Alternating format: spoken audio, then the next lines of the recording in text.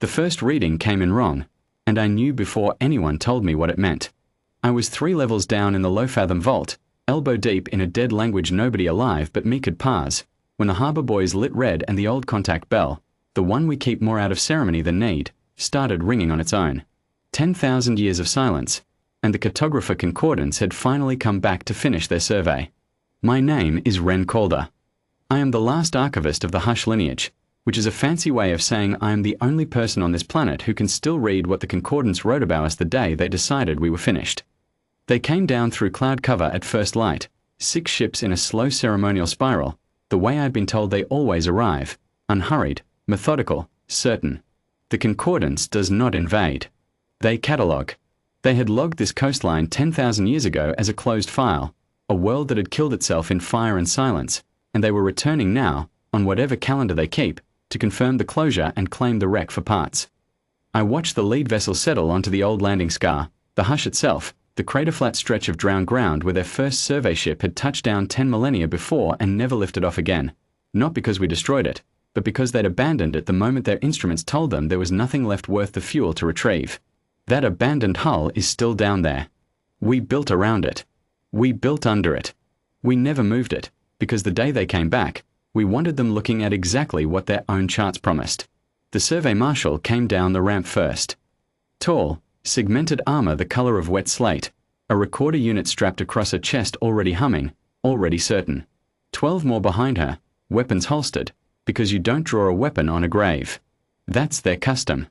I'd read about it for 30 years and never once expected to watch it happen from inside a window built to look like rock. For the first 400 meters, every reading they took agreed with the old file. Atmosphere thin where it should be thin. Structures collapsed where collapse was logged.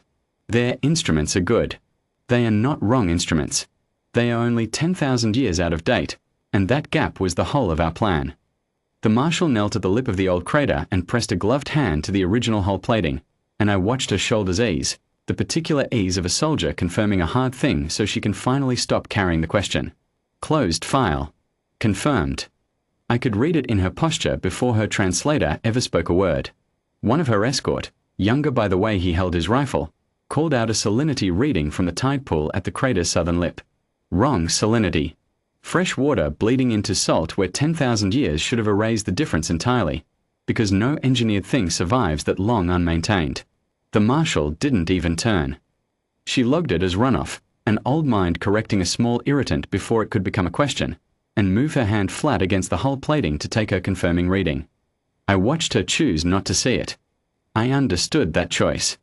I had built half my life around knowing exactly how much a tired mind will forgive in service of an answer it already trusts. Then the ground answered her anyway. Not loudly. Not a strike. Not a weapon. Nothing that would have frightened her. A single panel along the crater's inner wall, dust-caked and ancient-looking by design, slid back the way I had 10,000 times before in drills nobody outside the lineage had ever seen, and a light came on that had no business surviving the centuries her charts said this place had been dead. She straightened so fast her escort raised their rifles before she waved them down. That was beat 1. I logged it from the vault and felt my pulse for the first time since the bell rang. It got worse for her, one true thing at a time. Her recorder caught a heat signature where her charts insisted on absolute 0. Then a resonance under the seabed that her instruments flagged, confused, as both ancient and current, because the listening array beneath her boots had been built across 10,000 years in careful, deliberate layers, old bones holding up new ears, exactly so that nothing she scanned would ever look freshly made. We didn't hide the truth from the concordance. We buried it in a shape their own methods would read as natural decay. A third escort, a woman with a senior rank band on her shoulder, found the tide-fed conduit running under the eastern wall and called it in flat and fast, the way you call in something you already suspect you won't be believed about. Engineered channel. Maintained within the last century, her instrument insisted, though the surface stone around it had been aged on purpose to read as collapse. The marshal walked over herself this time. She crouched to the conduit's mouth and ran her glove along the seam where old stone met newer alloy, and for the first time since the ramp had touched ground, I watched her hesitate before logging anything at all. She called for a wider sweep. I watched 6 more readings come back contradicting the last 6, each one smaller than an alarm and larger than coincidence, until even a marshal trained to trust her charts over her own eyes had to admit the file in her hand and the ground under her feet were describing two different worlds. One of her younger officers actually backed 2 steps from the crater wall, rifle never rising, just the old animal instinct of a soldier who has started to suspect the grave he's standing in might be listening back. By the time she ordered her escort to fall back toward the ship, I was already climbing the inner stair toward the surface hatch, because someone has to be the one who speaks first, and that has always, in every drill, in every contingency my predecessors built and I inherited, been the job of whoever still remembers the words. Before I reached the hatch, the vault's own boards lit up around me with a reading I hadn't expected to see this soon. The lead concordance vessel running a final orbital sweep of its own, sending back a wideband scan of the coastline that should have shown nothing but drowned ruin for 200 kilometers in every direction. Instead it found the shape of the deeper array. The listening lines would run for 10,000 years under riverbeds and tide flats, lighting their board the way and old wound lights an X-ray. Somewhere up in that ship, someone was staring at a coastline that refused to be as dead as the file promised, and I felt, for one strange moment, something close to sympathy for whoever had to carry that news to the marshal standing in the crater below. I came up through the old listening hatch into daylight the color of a held breath, and the marshal turned, and her rifle did not come up, because I was one human and old and unarmed, and because, I would learn later, her customs do not permit drawing on something that might still be a grave marker walking. I respected that restraint more than I expected to. I spoke to her in her own dead tongue, the one my lineage had kept alive in this vault for 10,000 years on the chance this exact morning would come, and her recorder unit actually stuttered, because it had never once in 10 millennia logged a human voice forming concordant syntax correctly. I told her the truth, plainly, the way the lineage had always meant for it to be told. Earth did not die in the hush. Earth went quiet on purpose, the year your first ship logged us closed, because a closed file is a file nobody returns to with weapons drawn. We rebuilt underneath the wreck you wrote off, not over it, because over it would have shown on your next pass and brought back exactly the kind of attention this method was built to avoid. Every reading that confirmed your charts today was real. Every reading that broke them was also real. Both were intentional. We have been ready for this exact morning since before either of us was born. She asked, and her voice through the translator carried something I recognized immediately, because I had felt it myself the first time I understood what my ancestors had built. She asked how long we had known they would come back. I told her the truth again, because there was no version of this morning that profited from anything less. We didn't know the day. We knew the shape. Every culture that catalogues the dead eventually returns to confirm the catalogue. We built for the return, not the date. She asked a second question, quieter than the first. The kind of soldier asks only once she's decided the person across from her won't use the answer against her. She asked whether the original crew, the ones who had set down on this ground 10,000 years before and never lifted off, had died here, or whether we had taken them. They died here, I told her, of whatever it is your people die of when a world goes quiet around them and no relief ever comes. We found 11 of them in that hull when we first opened it, generations after the fact, and we buried what could still be buried, and we kept the rest exactly where your own crew had left them, because that seemed more honest than moving them for our own comfort. We did not do that to your people. Your concordance did that, the day it decided a closed file was cheaper than a rescue. She didn't answer that. She didn't need to. I watched something settle behind her eyes that had nothing to do with the readings anymore.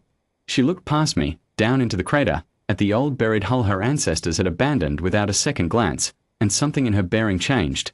Not fear, not the particular folding in of a soldier who has lost ground, but the slower, heavier shift of someone recalculating a debt they didn't know they were carrying.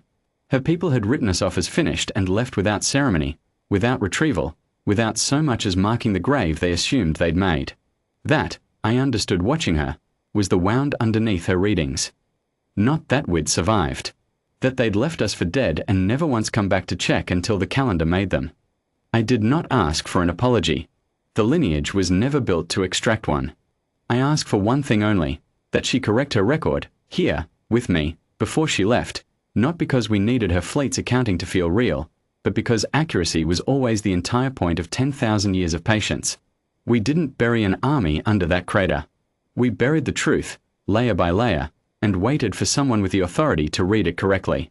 She asked, before she opened the recorder, whether I spoke for all of this world or only for the vault beneath us. It was a fair question, and an old one. The lineage had drilled an answer for it longer than I'd been alive.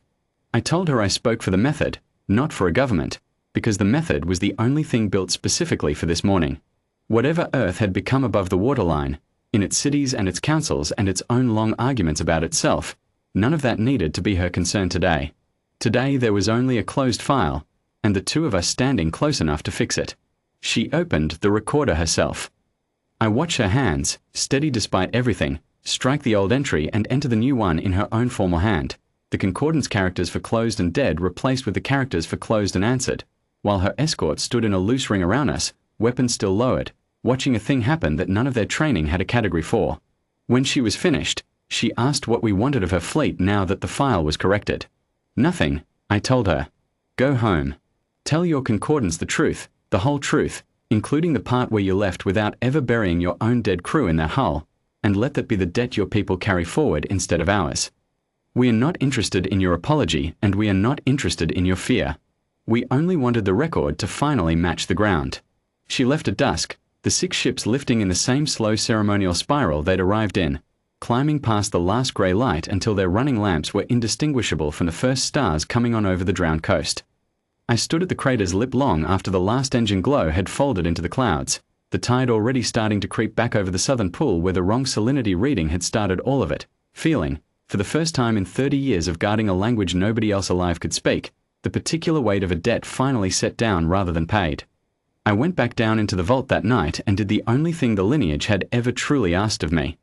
I wrote the morning down, in their language and in ours, side by side on the same page, the way it was always meant to be read, not as a victory, because nothing had been won that needed winning, but as a closed file, accurate at last, filed by the people who had been patient enough to outlast the lie.